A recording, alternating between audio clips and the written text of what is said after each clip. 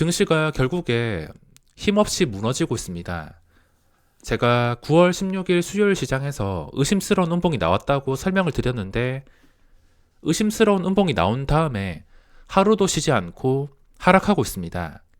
지난 8월 시장처럼 다시 회복을 해줄지는 모르겠지만, 지금 코스닥 지수를 기준으로 본다면 지수가 저점에서 이 저점 419포인트에서 2배나 올랐습니다. 쉬지 않고서 이렇게 2배가 올랐습니다. 이거를 고점에서 잡는다는 것은 만약에 증시가 잘못되었을 때 엄청난 손해를 감수하겠다는 뜻입니다. 현재 증시가 굉장히 위험한 상태인데, 제가 주말에 남긴 영상처럼 이 주식이라는 것은 내가 지금 들어갔을 때 손해를 감수하고 그 손해보다 훨씬 더 먹을 자리가 많이 보일 때 들어가는 것이지, 증시가 쉬지 않고서 2배 급등, 뭐 일반 종목이 2배 급등한 것도 아니고 코스닥 지수가 2배 오른 자리, 게다가 여태껏 뭐 다른 업종, 다양한 업종들도 많이 오르긴 했지만 주로 많이 오른 업종이 뭐 키트, 바이오 이런 것들이, 뭐 치료제, 백신 관련된 이런 것들이 기대감으로 시장을 주도했습니다. 이런 시장에서 고점에 잡는다는 것은 당연히 뭐 어디까지 상승이 나올지 모르는 시장이었지만, 실패했을 때 그만큼 엄청난 리스크를 감당해야 된다는 것입니다. 저도 지금 시장까지 단타와 오버나잇만 하는 이유가 이 구간에서 중장기로 들어가지 못했습니다. 저도 중장기 투자 정말 하고 싶고 최근에도 들어갔다가 아니다 싶어서 바로 나왔는데, 저도 중장기 투자를 하고 싶지만 이 타이밍을 놓쳤고 제 원칙과 맞지 않아서 쉽게 들어갈 수가 없었습니다. 지금도 많이 오른 고점에서 들어갈 수가 없습니다. 제가 지금 중장기로 좀 크게 들어갔을 때, 뭐 예를 들어서 여러 종목 분산해서 한 예를 든 겁니다. 그냥 예시를 들어서 제가 10억을 여러 종목으로 들어갔다 쳤을 때 증시가 만약 잘못되어서 최악의 시나리오가 나오게 된다면 저는 그 10억 원에서 최소한 마이너스 40%, 4억이 그냥 날아갈 것입니다. 4억을 날릴 리스크를 부담하는 것보다 그냥 고점에서 단기 매매로 대응하는 게 낫기 때문에 여태까지 단기 매매로 대응을 하고 있습니다. 물론 그 10억치 넣어가지고 증시가 다시 반등해서 상승했을 때 기대할 수 있는 수익률은 뭐 단기간에 905에서 930에서 950포인트까지 그렇게까지 기대를 하면서 그 10억 원이 한 10억, 12억 정도, 20% 많아야 30% 정도, 그 정도까지 기대를 할 수 있지만, 만약에 잘못되었을 경우에 마이너스 3, 40%를 부담해야 되기 때문에 저는 그 리스크를 부담하기가 싫어서 지금 들어갈 수가 없습니다. 지금 신용잔고도 말도 안 되게 높아진 상태입니다. 예수금이 늘어났다고는 하지만 지금 18조 원, 그냥 하루하루 쉬지 않고서, 만약에 증시가 계속 쉬지 않고 뭐 930, 950 이렇게 올랐더라면 지금 신용잔고 20조 원 가까이 됐을 겁니다. 신용잔고가 지금 말도 안 되게 높아진 상태라서 언제 터질지 모르는 폭탄처럼 조마조마한 상태에서 고점에서 이렇게 급락이 나오는 구간들이 많아지고 있습니다. 그리고 지난 몇 개월 동안 강한 힘을 보여준 시장과 달리 종목들의 힘이 점점 약해지고 있으며, 현재 시가총액 상위 종목들 대충 보더라도 추세가 깨진 종목들이 상당히 많습니다. 도저히 회복하려면 어떤 그림을 그려야 될지, 이런 종목들이 몇 개 종목 말고는 상당히 많은 상태입니다. 물론 최근에 지수가 무너져서 그럴 수도 있지만 그 전부터 이런 여러 가지 징조가 많이 발생하고 있습니다. 제가 이렇게 말한다고 증시가 뭐 무조건 끝까지 떨어질 것이다, 이런 말이 아니라 조심해서 나쁠 게 없다라는 것을 강조해 드리고 있습니다. 지금 오늘 시장도 마찬가지입니다. 오늘 시장 보시면 증시가 이렇게 롤러코스터를 타는 이유가 이 수급에 다 담겨져 있는데, 우선 기관 투자자는 고정적인 매도가 그냥 장기적으로 꾸준하게 나오고 있습니다. 얘들은 제가 매번 말씀드렸다시피 2년 넘게 그냥 장기적인 매도가 쭉 나오고 있습니다. 중간에 잠깐 분위기 좋을 때, 저점일 때 잠깐 이렇게 들어와서 단타로 수익을 낼 뿐 장기적으로 사주지 않습니다. 8월 시장처럼 저점에서 갑자기 기관 투자자가 쓸어 담아서 이렇게 하루 이틀 정도 수익을 챙기는 그림이 나올 수도 있을 것입니다. 어째 되었든 간에 단타 그 이상이 아니기 때문에 지금은 기관 투자자 수급에 의존할 수가 없습니다.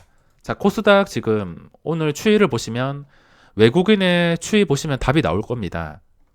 처음에 800억치 사다가 그리고 이제 롤러코스터를 사기 시작합니다. 800억 원에서 600억, 200억까지 팔았다가 또다시 600억까지 올라옵니다. 700억까지 올라와서 그 다음 또 팝니다. 200억까지. 이런 식으로 지금 시장은 너무 약해진 상태이기 때문에 외국인 마음대로 조장할 수가 있습니다. 어차피 기관 투자자는 고정적인 매도가 나오기 때문에 혹시나 오후장에 이 기관 투자자가 저번처럼 완전히 쓸어 담는 게 아닌 이상 하루 종일 외국인의 주도하에 당분간 며칠 동안 이 시장은 외국인이 어떻게 하냐에 따라서 방향이 갈릴 수가 있습니다. 지금 당장이라도 좀 크게 순매도가 나오게 된다면 당연히 지수는 저점을 깰 것이고, 지금 외국인이 또다시 800억, 1000억 이렇게 산다면은 지수는 반등할 것입니다. 당연한 이야기고, 하지만 문제가 되는 것은 오늘 외국인이 1000억을 사든 2000억을 사든 결국에 외국인도 단타고 나가야 될 물량이라는 것입니다. 그러니까 개인 투자자 입장에서 외국인이 사도 문제, 팔아도 문제. 물론 단타 입장에서는 얘들에 따라서 움직이면 되겠지만 외국인이 산다 하더라도 어차피 나가야 될 물량이고, 이렇게 생각한다면 또 변수가 생길 수밖에 없습니다. 물론 얘들이 파는 것보다 사가지고 이런 식으로 8월 시장처럼 반등을 시킨다면은 다행이겠지만 지금은 어떻게 될지 알 수가 없습니다. 저도 증시가 지금 잘 풀려서 먹을 종목들이 많이 나와주면 좋겠지만 그래도 대비라는 것을 해야 되기 때문에 최악의 시나리오와 최상의 시나리오를 단순한 경험으로만 기술적 분석을 해보겠습니다. 자, 우선 지금 증시 최상의 시나리오부터 설명을 드리겠습니다. 그동안 주도했던 종목들이 어떤 것인지를 알아둬야 됩니다. 여러 가지 업종들이 지수와 함께 올라오긴 했지만 그래도 지금 지수를 주도한 것은 요즘에 그 관련된 종목들, 키트, 백신, 치료제. 저도 백신이 제발 나오면 좋겠지만, 치료제, 백신이 제발 빨리 나오면 좋겠지만, 이 증시는 그렇게 호락호락하지 않습니다. 이 증시는 어떤 재료가 있으면 그 재료가 완성이 되었을 때, 잘 풀렸을 때, 예를 들어서 백신 치료제 개발 성공했다. 아니면 예를 들어서 실적이 최고다. 이렇게 그 재료가 절정에 달했을 때, 재료가 소멸되었을 때 주가는 폭락할 가능성이 있습니다. 이 주식이라는 게 생각보다는 이게 단순하긴 한데 생각보다는 단순하지 않기 때문에 반대로 가는 경우가 있습니다. 또 반대로 생각해서 그게 나쁘게 풀렸다 해도 악재로 받아들여서 떨어질 수가 있습니다. 그동안 올랐던 주체가 이런 백신 치료제들, 그런 종목들과 함께 지금 시장에 있는 여러 가지 바이오주들이 묻지마 상승이 나와야 됩니다. 묻지마 상승이 나와야지 다시 지수를 고점까지 돌려놓을 가능성이 높은데 거기에 기대하는 것은 좀 한계가 있습니다. 우선 제 원칙대로 설명을 드린다면 증시가 지금 분위기를 찾기 위해서 최근의 음봉의 고점을 회복해 줘야 됩니다. 이게 나쁜 상태라면은 회복을 못 해줄 것이고, 좋은 상태라면은 일단 기관과 외국인의 힘을 이용해서라도 다시 반등에 성공할 것입니다. 한 870포인트까지 올라온 다음에 이제 그 다음 단계인 890포인트 올라오게 되어서 그 다음 단계를 노려보는데, 그 다음 단계를 노리는 과정에서 윗골이 길게 달고선 영망치형 음봉으로 눌린다거나 다시 이 870을 못 지켜준다거나 그러면은 다시 저점을 깨면서 최악의 시나리오가 나올 수가 있습니다. 지금 최상의 시나리오는 일단은 오늘 고점 이 870포인트 근처를 회복을 해줘야 된다는 것입니다. 일단은 회복을 해줘야지 그 다음 좋은 단계를 노릴 수가 있습니다. 저번 캔들이랑 비슷하게 생각하시면 되는데 일단 떨어졌다가 최근에 음봉 고점을 회복해 주었습니다. 이런 식으로 8월 24일 캔들처럼 여기를 회복해 주니까 그 다음에 이렇게 그 다음 반등까지 성공시키면서 단계별로 상승이 나와서 고점을 뚫어 주었습니다. 지금도 마찬가지. 지금도 일단은 이거를 회복해 줘야지 그 다음 단계로 가는 그런 길을 만들 수가 있는데 이거조차 회복해 주지 못하거나 회복을 해준다 하더라도 지켜주지 못하게 된다면 그 다음 최악의 시나리오까지 갈 수가 있습니다. 최상의 시나리오는 일단 첫 번째로 870 지켜주는 거. 이 지켜주는 과정이 뭐 외국인의 힘이든 기관의 힘이든 상관없습니다. 일단은 지켜줘야 됩니다. 지켜준 다음에 그리고 그 다음 단계가 890 정도입니다. 가까운 게 아닌데 여기까지 가는 단계가 정말 중요합니다. 가다가 실패하면은 다시 870포인트 밑으로 무너지는 것이고 만약에 성공하게 되어서 또 지켜주게 된다면 자연스럽게 900포인트 그리고 905포인트까지 돌파해서 이걸 돌파하게 된다면 그 다음 단계인 930까지 갈 수가 있는 것입니다. 이렇게 구간별로 확률적으로 대응을 해야지 무조건 주식을 사놓고 무조건 오를 것이다. 무조건 내릴 것이다. 그런 식의 투자는 한두 번 맞는다 하더라도 결국에 미끌리게 된다면 그거를 회복하는 것은 정말 어려울 수가 있습니다. 자, 그러면 이런 중요한 자리들을 통해서 어떻게 대응을 하냐? 손절을 생각하는 사람들은 이 중요한 자리 근처에서 좀 빠르게 판단해서 손절을 해야 됩니다. 하지만 지금은 이미 의심스러운 음봉 다음에 음봉이 꽤나 많이 나왔기 때문에 여기서 손절을 하려 했는데 실패해서 여기까지 버티더라면 이미 늦었습니다. 더 떨어질 가능성에 대해서 생각한다면 늦은 게 아닐 수도 있긴 하지만 아무튼 이 초기에 대응을 잘 해줘야 되는데 초기에 대응을 잘 해주지 못했다면 이미 늦은 겁니다. 저 같은 경우에도 이미 늦었다면 함부로 주식을 팔아라 이렇게 말씀을 못 드리겠습니다. 고점에서 의심스러운 음봉이 나왔으면 이에 맞게 대응을 해줘야 되는데 이 의심스러운 음봉이 다시 빠르게 회복해 줄 때까지는 좀 안전하게 대응을 해줘야 됩니다. 제가 삼성전자도 마찬가지. 이때 9월 16일입니다.